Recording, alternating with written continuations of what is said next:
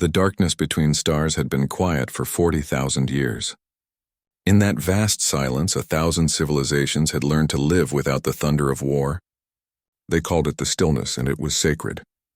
Captain Elena Vasquez stood on the bridge of the UNSC Indomitable, watching the stars stream past in ribbons of distorted light. Her ship was humanity's pride, built with borrowed technology and stubborn determination. 50 years ago, humans had barely reached their own moon with chemical rockets. Now they sailed between stars, the newest children in a galaxy full of ancient parents. The bridge crew worked quietly at their stations. Most were young, eager, their faces lit by the soft glow of holographic displays. Earth had sent its best, but even Earth's best were amateurs compared to the species who had been exploring space for millennia. The Zenthari had mapped every nebula in this sector 3,000 years before humans discovered fire. The Kavalesh had colonized 100 worlds while humanity was still arguing about whether the Earth was flat. Elena checked the navigation display. They were 3 weeks from Earth, deep in a region called the Outer Veil. The older species avoided this place. Their star charts marked it with warnings in a dozen languages, all saying the same thing: cursed space, dead zone, the place where ships go silent. Humanity, of course, had gone there anyway, Captain.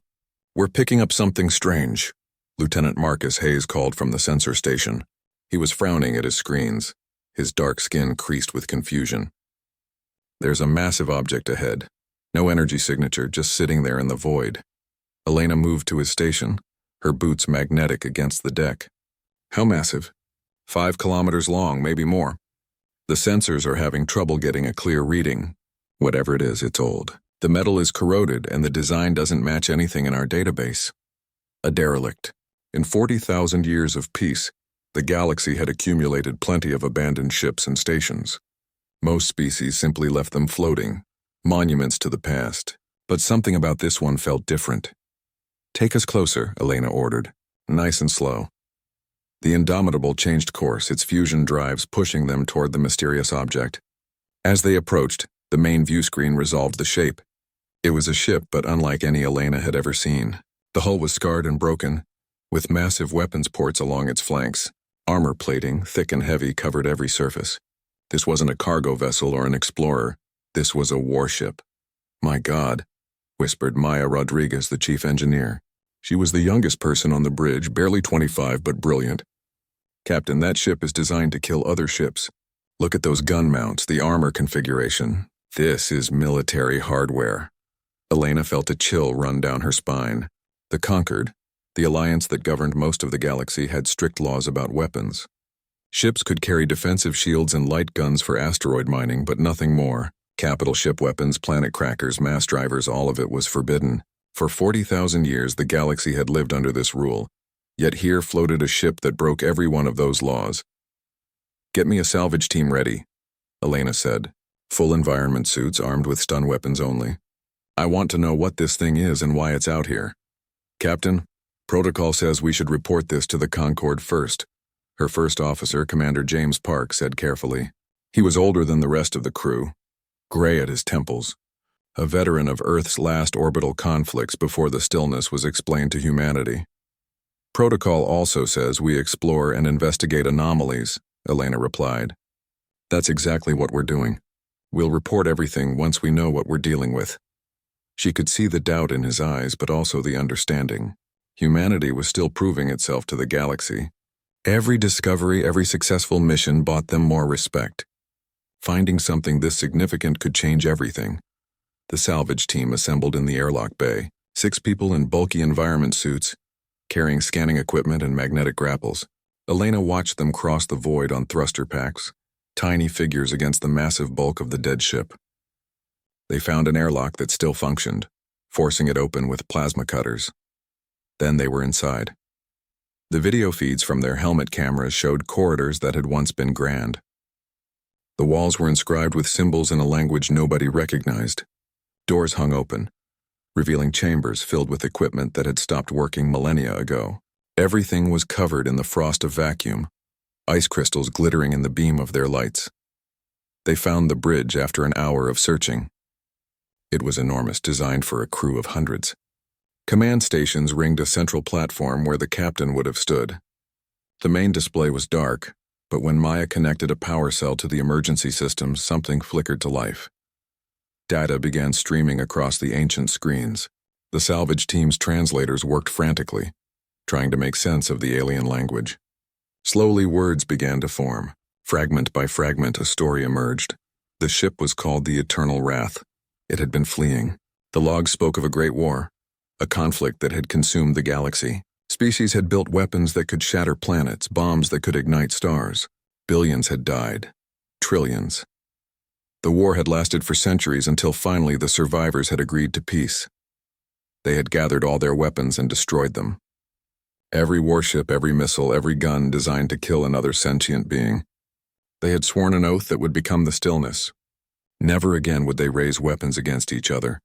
But the Eternal Wrath had been running from something else. The final log entry was incomplete, corrupted by time and damage. It spoke of something returning from the dark places between galaxies, something hungry, something that had waited for the galaxy to disarm itself. Then the log ended. Maya's voice crackled over the communication channel. "Captain, there are weapon schematics in the database. Complete technical specifications for systems I've never seen before. Railguns that use magnetic acceleration, fusion warheads, something called a mass driver that can focus gravitational forces. This is a blueprint for building a warship." Elena stared at the data scrolling across her command screen. Every instinct told her this was dangerous knowledge. The Concord had built 40,000 years of peace on the principle that weapons like these should never exist again. But another part of her, the part that had studied human history, remembered what happened when good people refused to prepare for evil ones. "Copy everything," she ordered. "Every file, every schematic, every word. Then get back to the ship. We're taking this data home." As the salvage team worked, Elena looked out at the dead warship floating in the cursed space of the outer veil. She wondered what had happened to its crew, what they had been running from, and whether that threat still existed somewhere in the darkness. The Stillness had kept the galaxy safe for 40,000 years. But Elena had a terrible feeling that silence was about to end, and when it did, humanity would need to be ready. The Indomitable turned toward Earth carrying secrets that would change everything. The data from the Eternal Wrath spread across 36 screens in the secure facility beneath Geneva. Scientists, engineers, and military experts crowded the room, their faces glowing with the blue light of ancient weapon designs. Nobody spoke much.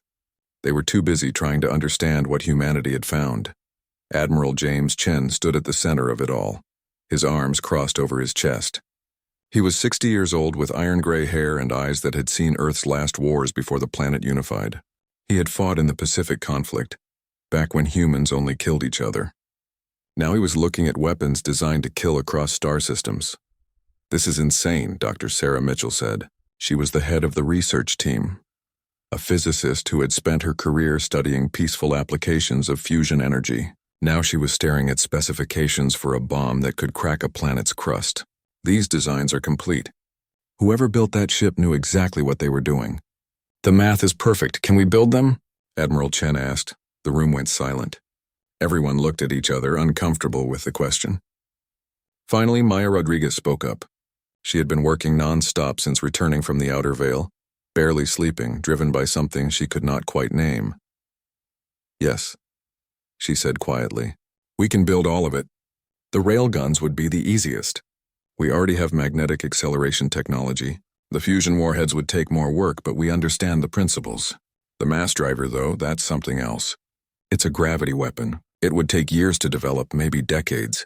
Admiral Chen nodded slowly. He walked to the window that looked out over the city. Geneva was beautiful at night, its lights reflecting off the lake. Peaceful, safe. The whole world was peaceful now. Humanity had finally learned to stop fighting itself, but the galaxy was bigger than Earth. "I'm going to make a decision that many people will hate me for," Chen said, not turning around. "We're going to build these weapons. Not all of them, not yet, but we're going to start a program to develop military hardware that can actually fight a war."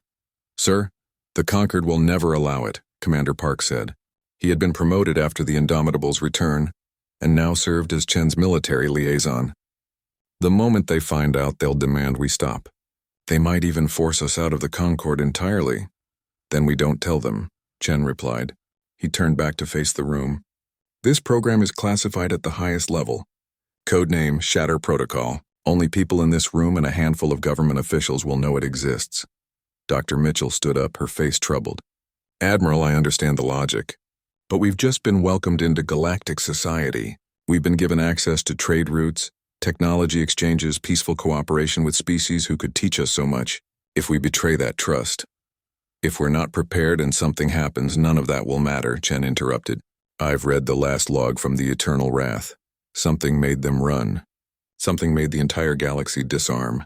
What happens if that something comes back? Nobody had an answer for that. The Shatter Protocol began quietly. Resources were redirected through civilian projects. Mining operations in the asteroid belt suddenly needed more refined metals.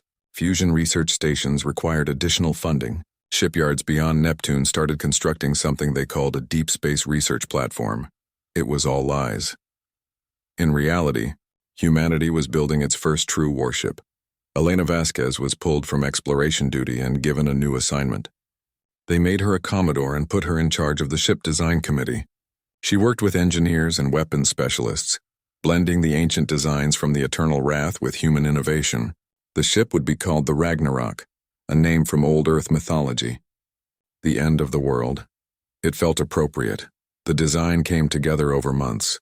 The Ragnarok would be 3 kilometers long, built around a massive fusion reactor core. Railguns ran along both flanks, capable of firing tungsten rounds at a significant fraction of light speed. Missile tubes held fusion warheads with yields measured in gigatons, and in the center of the ship, taking up almost a third of its mass, was the mass driver. We've adapted the gravity weapon design, Maya explained during one of the design reviews. She looked exhausted but excited. Instead of using it to crack planets, we've focused it for ship-to-ship combat. It creates a directed gravitational pulse. Anything caught in the beam gets torn apart at the molecular level. How many shots can it fire? Elena asked. 1, maybe 2 before the reactor needs to cool down. Each shot takes almost the entire power output of the ship. Then we better make them count. While the Ragnarok was being built in secret, humanity's public face was all smiles and cooperation. Ambassador David Okonkwo represented Earth at the Concord headquarters on the garden world of Zentara Prime. He was a diplomat, a peacemaker, someone who genuinely believed in the Stillness. He knew nothing about the Shatter Protocol. The Concord formally welcomed humanity with a ceremony that was broadcast across 1,000 worlds. Okonkwo stood on a platform surrounded by representatives from species that had been exploring space, when Earth was still frozen in an ice age. They spoke words of friendship and cooperation. They offered technology and knowledge. They asked only that humanity respect the laws that had kept the peace for so long. Okonkwo promised they would. Back on Earth, in the shipyards beyond Neptune, the Ragnarok grew larger every day. Thousands of workers assembled it piece by piece, most of them not knowing what they were really building. Security was absolute. Anyone who asked too many questions found themselves transferred to other projects. Elena spent most of her time in space now, overseeing the construction personally. She walked through the corridors of the unfinished ship, imagining what it would be like when it was complete. The Ragnarok was not elegant like the ships of the older species. It was brutal, functional, designed for a single purpose. Sometimes she wondered if they were making a terrible mistake. The galaxy had been at peace for 40,000 years. Who was humanity to bring weapons back into existence? But then she would remember the eternal wrath floating in the outer veil. She would remember the corrupted logs that spoke of something dark and hungry. And she would keep working. Other species began to notice something strange about humanity. Their resource consumption was enormous, far beyond what their population should require. Trade ships reported seeing construction activities in the outer solar system. But when asked, human officials would smile and talk about ambitious colonization plans. The Kavalesh, a species of natural merchants, started asking pointed questions. Where was all the refined metal going? Why did humanity need so many fusion reactors? What were they building out there in the dark? The lies got harder to maintain. Admiral Chen knew they were running out of time. Eventually, someone would investigate too closely. Eventually, the truth would come out. He decided the ship needed to be finished quickly, even if it meant taking risks with the construction schedule. How long until the Ragnarok is operational? He asked Elena during a secure communication. She looked tired. Space was hard on people, even with artificial gravity and radiation shielding. 6 months if we push hard. The weapon systems need extensive testing, and the mass driver has never been fired. We don't even know if it will work. Make it 4 months. Sir, that's not safe. Nothing about this is safe, Commodore. Just get it done. Elena did what she was ordered. The construction crews worked double shifts. Testing protocols were shortened. Corners were cut. The Ragnarok began to look less like a research project and more like what it truly was. A weapon pointed at the heart of the galaxy's peace. And in the outer veil, in the cursed space where the eternal wrath still floated, something began to stir in the darkness between stars. Something ancient, something patient, something that had been waiting for exactly this moment. The distress signal came through the quantum communication network at 347 hours station time. It was garbled, filled with static and interference, but the automated systems recognized the emergency codes. Ships were dying in the outer veil. Admiral Chen was pulled from his bed by urgent calls from 3 different command centers. By the time he reached the operations room, the wall screens were already displaying what little data they had. The signal had come from a conquered patrol group, 5 ships exploring the same region where the Indomitable had found the eternal wrath. Get me a visual, Chen ordered. The communications officer shook her head. Sir, the transmission is audio only and breaking up badly. They're jamming everything else. Wait, something's coming through now. Static filled the room, then a voice high and frightened. It was speaking Galactic Standard, the common language of the Concord. This is Commander Thelvara of the exploration vessel Silver Dawn. We are under attack. I repeat, we are under attack. Multiple hostile ships, unknown configuration. They're tearing through our shields like they're nothing. The dawn of unity is already gone. The peaceful wanderer is breaking apart. We need help. By the stillness, we need help now. Then screaming. Then silence. Chen felt his blood turn cold. Get the Indomitable on the line. Captain Vasquez needs to know about this immediately. The Indomitable was the closest human ship to the outer veil, conducting a routine survey mission 3 days away. By the time Chen's message reached them, Elena was already changing course. She had picked up fragments of the distress call herself. The Concord was faster to respond. They dispatched a battle group, though calling it that was almost laughable. These were peacekeeping vessels, designed to break up disputes between mining operations and enforce trade regulations. They carried light weapons, barely more than asteroid defense guns, but they were the closest ships available. Elena pushed the Indomitable's engines hard, racing toward the coordinates. Her crew prepared for the worst, though nobody knew what the worst might be. Humanity had been in space for 50 years and had never encountered a hostile alien species. The galaxy was supposed to be peaceful. They arrived 12 hours after the first distress call. What they found would haunt Elena's nightmares for the rest of her life. The conquered battle group was already there, 5 ships hanging in space near the coordinates. But they were not moving. They were not responding to hails. As the Indomitable got closer, Elena understood why. They were dead. All of them. The ships had been torn apart with precision and cruelty. Hull plates were peeled back like skin. Internal compartments were exposed to vacuum. In some places, Elena could see bodies floating in the debris, frozen and lifeless. The Xanthari cruiser had been split completely in half. The Kvalesh frigate was just gone, nothing left but a debris field. My God, Commander Park whispered. What could do this? The sensors officer answered before Elena could.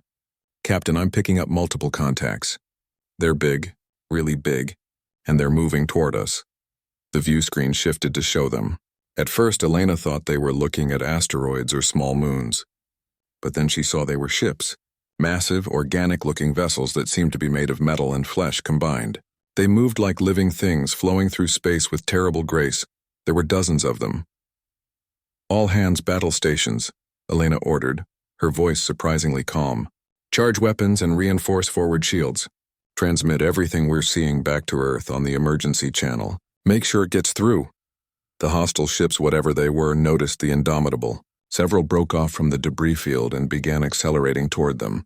They were fast, much faster than they had any right to be. Elena's tactical officer brought up targeting solutions. The Indomitable had better weapons than the conquered peacekeepers, but that was not saying much. They had mining lasers that could be used as weapons and a few missile tubes designed for asteroid deflection. "Fire when ready," Elena said. The Indomitable opened up with everything it had. Lasers lanced out, burning into the hull of the nearest hostile ship. Missiles streaked across the distance, their fusion warheads detonating in brilliant flashes. For a moment, Elena thought they might have a chance. Then the hostile ships returned fire. The weapons they used were like nothing Elena had ever seen. Beams of dark energy that seemed to suck light out of space. Projectiles that twisted reality around them. The Indomitable's shields held for exactly 3 seconds before collapsing.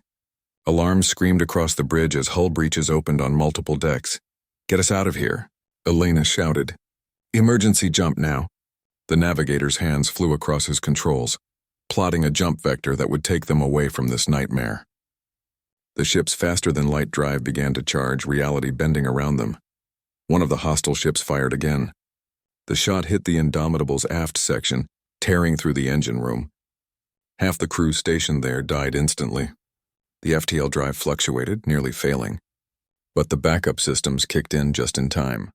Space twisted, and the Indomitable jumped away. They emerged 3 light-years distant, the ship shaking and groaning from the damage. Emergency force fields held atmosphere in the breached sections. Wounded crew members were rushed to the medical bay. The ship's AI was already calculating how badly they were hurt. "Captain, we lost 37 crew members," Commander Park reported, his voice hollow. "Multiple hull breaches, main engines at 40% capacity, weapons offline." "We got lucky," Elena almost laughed. 37 people dead, her ship crippled, and an entire Concorde battle group annihilated. That was not luck. "Did we get the transmission out?" she asked. "Yes, Captain. Everything we recorded is on its way to Earth." Elena pulled up the tactical data from the engagement.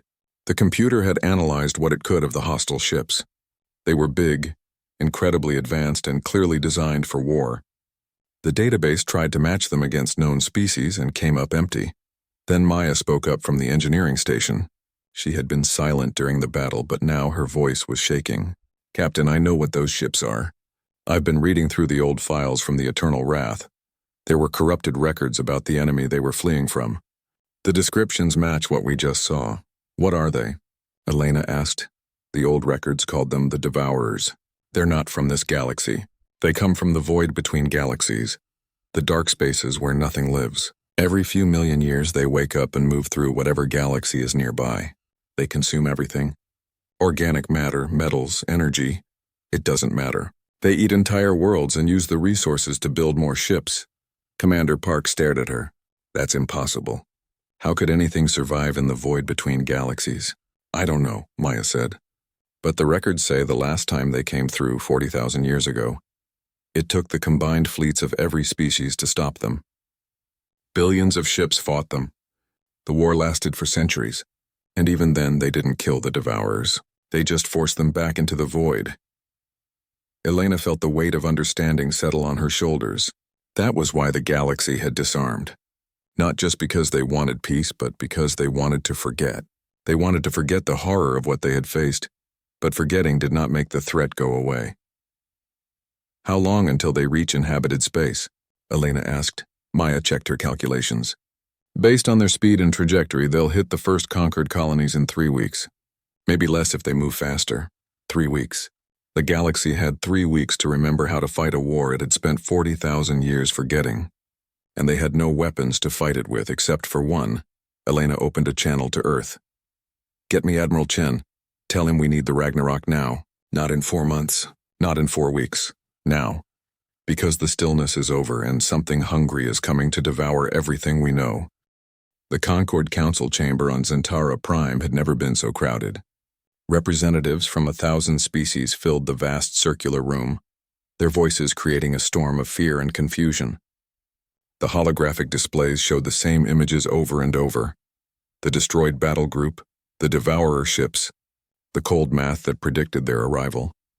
Ambassador David Okonkwo sat in the human delegation section, his stomach twisted into knots. He had spent the last year building relationships, earning trust, showing the galaxy that humanity could be peaceful and cooperative. Now he was about to destroy all of that. The High Council entered through the ceremonial doors. 5 beings. each representing one of the oldest civilizations in the galaxy. They had lived through hundreds of years each, seen empires rise and fall, but none of them had ever faced war. Their great-grandparents had, but that knowledge was buried in history files nobody read anymore. Chancellor Mevris, a Xanthari who looked like a floating jellyfish made of pure thought, called the session to order. Her mental voice projected to everyone in the chamber at once. We have confirmed the reports. The entities known as the Devourers have returned. Our ancestors fought them 40,000 years ago. They nearly destroyed all life in this galaxy. Now they have awakened again and we are unprepared. The chamber erupted in panic. Species who had been peaceful for millennia demanded answers. Where had the Devourers been? Why were they back? What could be done? Counselor Thexavar, a warrior species who now served as merchants, stood up. Our ships cannot fight these creatures. We have no weapons that can harm them. Even our shields are designed for asteroid impacts and solar radiation, not military-grade weapons. We need time to rebuild our fleets. We do not have time, Chancellor Mevris replied. The Devourers will reach Kelvar Colony in 17 days. 3 million people live there. They cannot be evacuated in time. Then we abandon them, someone shouted from the crowd. We pull back to defended positions and buy time to rearm. The debate raged for hours. Some species wanted to try diplomacy, to send envoys to the Devourers and negotiate. Others suggested building massive defense stations around key worlds. A few even proposed abandoning entire sectors of space, creating a buffer zone that could be sacrificed. Nobody had any good solutions. Okonkwo sat quietly through it all, the datapad in his hands feeling like it weighed 1,000 kilograms. Admiral Chen had sent him the information 12 hours ago, along with explicit authorization to reveal everything. The decision was his to make. He stood up. Ambassador Okonkwo of Earth requests permission to speak. The chamber quieted slightly. Humanity was still new here, barely worth noticing in times of crisis. But Chancellor Mevris recognized him and gave permission. Okonkwo walked to the central platform, his heart pounding. Every eye in the room was on him. He thought about his children back on Earth, about the peaceful future he wanted for them. Then he thought about the footage from the Outer Veil and the 3 million people on Kelvar Colony. Honored Council, representatives of the Concord, I have something to confess, he began. His voice was steady, though his hands shook. My government has been keeping a secret from you. A secret that violates the fundamental laws of the Stillness. The room went completely silent.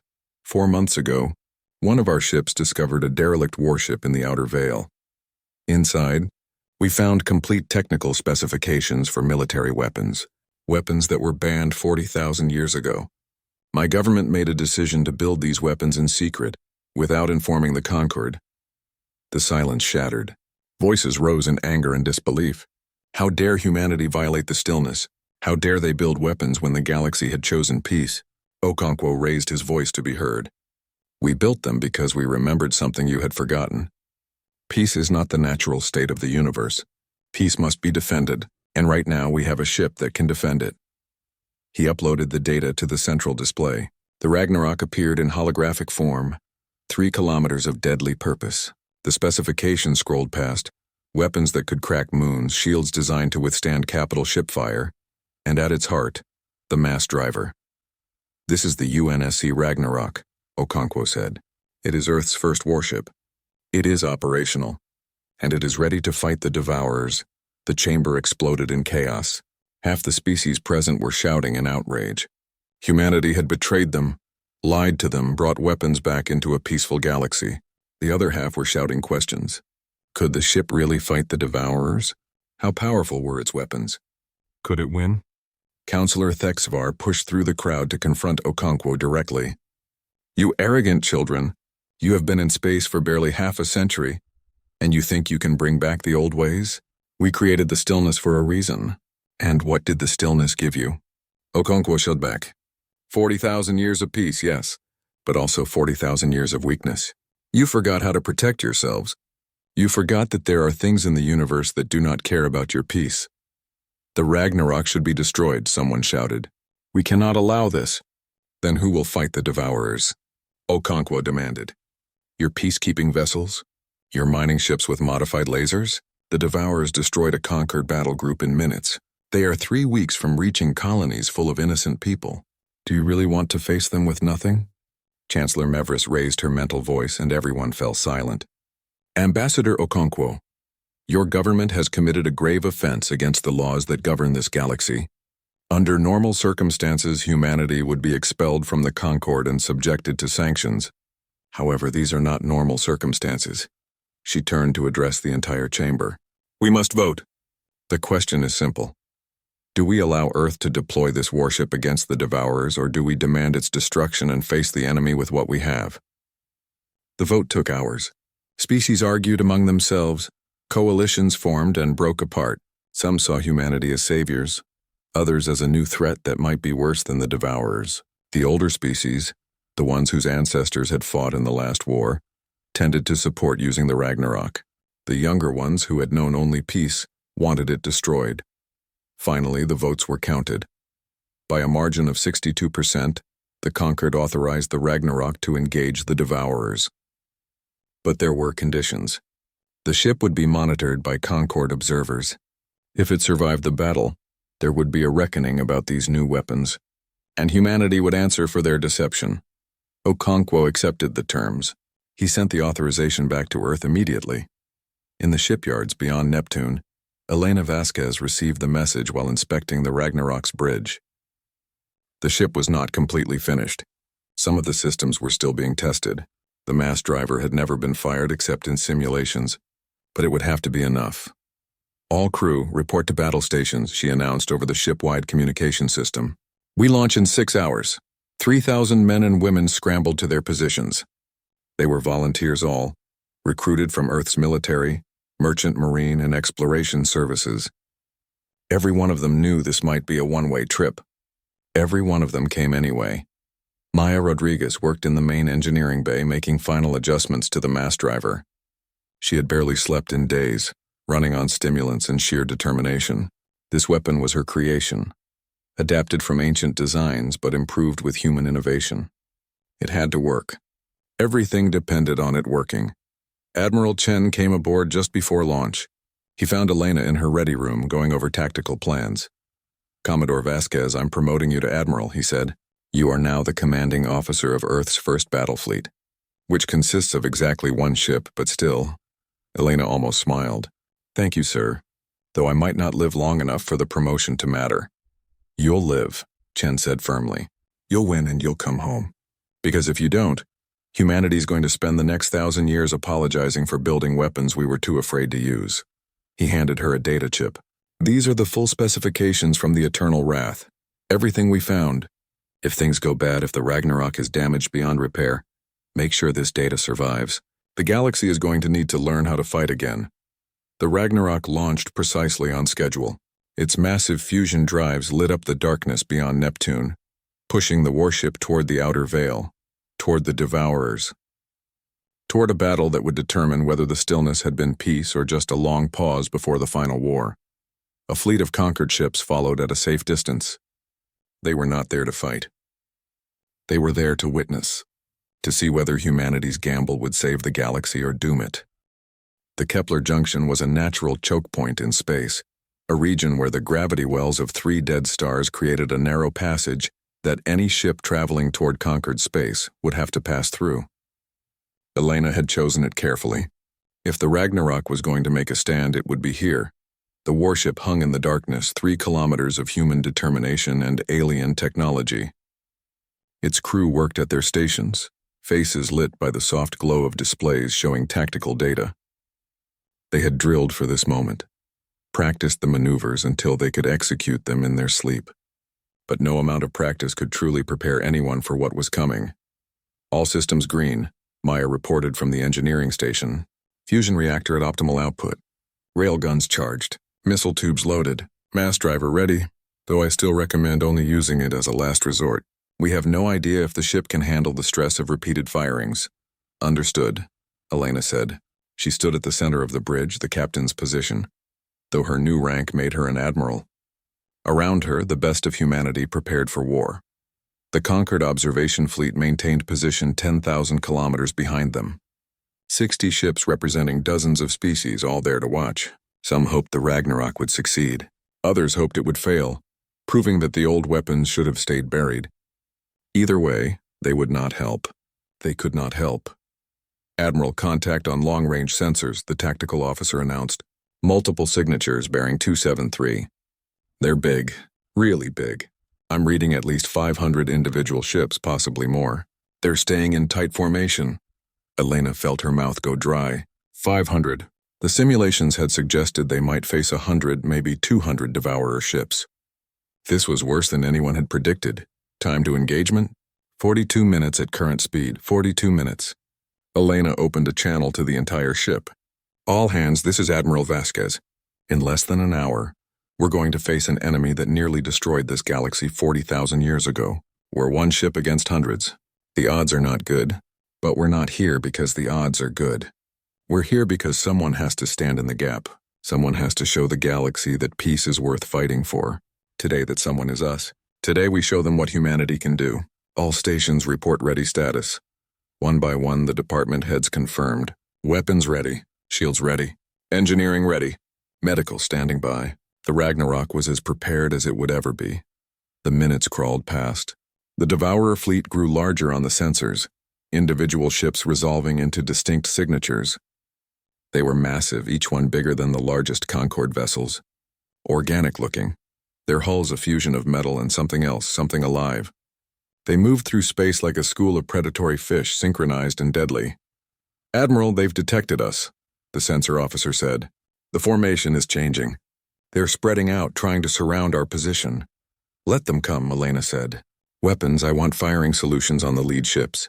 When they enter range, hit them with everything we have. Show them what a warship can do. The Devourers crossed into weapons range. The lead ships were massive, covered in what looked like armor plates made of dark crystal. Energy crackled across their surfaces. Weapon ports opened like wounds in their hulls. Fire, Elena ordered. The Ragnarok's railguns spoke for the first time in anger. Tungsten rounds, each one weighing several tons, accelerated to a significant fraction of light speed. They crossed the distance in seconds and slammed into the Devourer ships with the force of nuclear weapons. Armor shattered. Hull plates tore apart.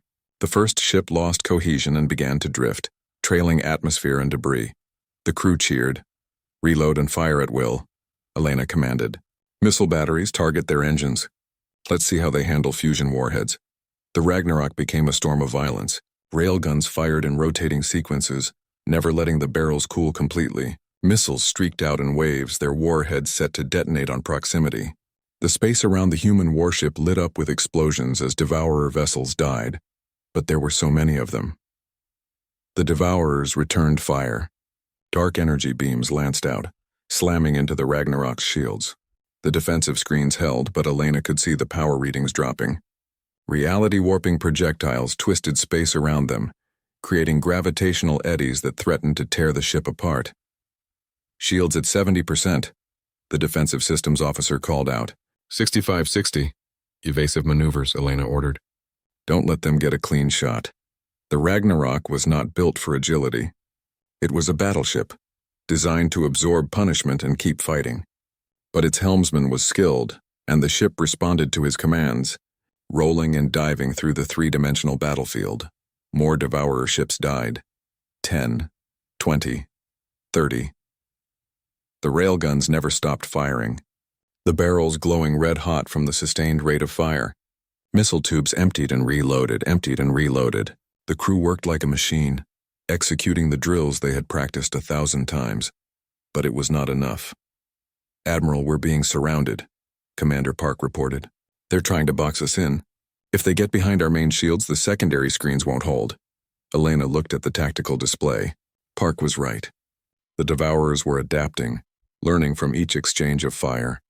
They were concentrating their forces, overwhelming specific points in the Ragnarok's defenses. Shields at 40%, someone called out. Then, hull breach on deck 7. Force fields holding. 30%. The ship shuddered as a massive projectile punched through the weakened shields and slammed into the armor belt. Alarm screamed. Damage reports flooded in from across the ship. The Ragnarok was dying slowly but surely. Elena made her decision. Maya charged the mass driver. Full power. Admiral, we haven't tested it at full power. The simulation showed a 30% chance of a reactor breach. Charge it anyway. If we don't use it now, there won't be a later. Maya's hands flew across her controls. Deep in the heart of the ship, the mass driver began to draw power. The fusion reactor strained, diverting energy from shields, weapons, even life support. The crew felt the change immediately as the lights dimmed and the temperature dropped. Driver charging, Maya reported. 60%, 70. We need 2 more minutes for full charge. 2 minutes. Elena looked at the tactical display. The Devourers were closing in, sensing weakness. In 2 minutes, the Ragnarok would be overwhelmed. All power to forward shields, Elena ordered. Everything we have. Buy Maya the time she needs.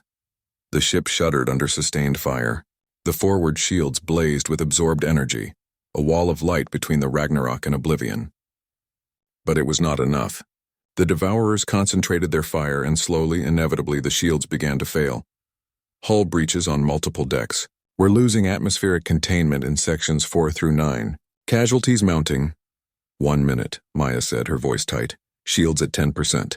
They're not going to hold. The forward shield collapsed. Weapons fire tore into the Ragnarok's hull, ripping through armor and structure. Half the bridge displays went dark. Emergency lighting flickered on. Someone was screaming. Elena could smell smoke. 30 seconds. The ship was dying around them, but it only needed to survive a little longer. Mass driver at full charge, Maya announced. Firing solution locked.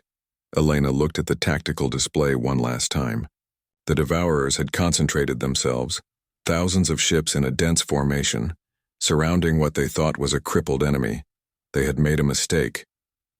For Earth, Elena said quietly. For the stillness. For peace. Fire. The mass driver activated. Reality screamed. A column of twisted gravity lanced out from the Ragnarok, invisible to the naked eye but devastating beyond measure. Anything caught in its path was torn apart at the molecular level. Devourer ships simply ceased to exist. Their matter scattered across light years in an instant, but the weapon did not stop with the ships directly in front of it. The gravitational pulse propagated through the enemy formation, like a shockwave through water. Ships on the edges of the beam were pulled inward, crushed together by forces that could crack planets. The Devourer fleet, so carefully coordinated, became a sphere of destruction. The Ragnarok shook violently as the mass driver's recoil threatened to tear it apart. Warning klaxons blared. The fusion reactor redlined, safety systems barely containing a catastrophic breach. Then it was over. Space was quiet except for the hum of the Ragnarok's damaged systems. Where there had been 500 Devourer ships, now there was debris. Thousands of pieces tumbling through the void. A few ships remained at the edges of the formation, damaged but intact. They turned and fled. The bridge crew stared at the displays in shock. They had done it. One human warship had faced an armada and won. Status report, Elena managed to say, her voice hoarse. Main reactor offline. We're on emergency power. Hull breaches on 37 decks. Casualties are heavy. The mass driver is burned out, completely non-functional. But we're alive, Admiral. Against all odds, we're alive. The conquered observation fleet was already transmitting messages. Shock, awe, fear, respect. They had witnessed something they thought impossible. They had watched the stillness shatter and something new be born from its fragments.